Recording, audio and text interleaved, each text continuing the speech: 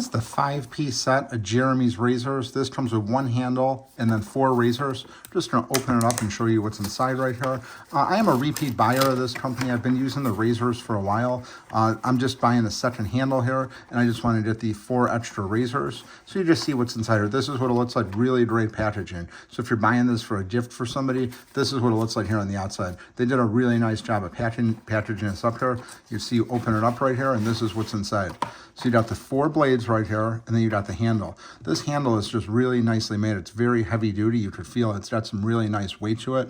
These razors are just really great as well. We'll just attach one right here. Attaches real easy.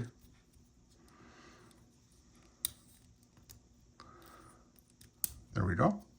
So then you just take the top off right here. So you'd see you have the lubricating strip right here, and then you have the 5 steel blades on here. It's just a really great shave on these. I'm very pleased with them. I switched over from a different brand quite some time ago, and there was just no going back. I like the fact that this company just makes these things really well. I like the packaging right here. I like the fact that you could pick up 4 of these at once. The handles just last a really long time. You'd see right here, this is their branding on here, Jeremy's. Other than that, it's just black and gray.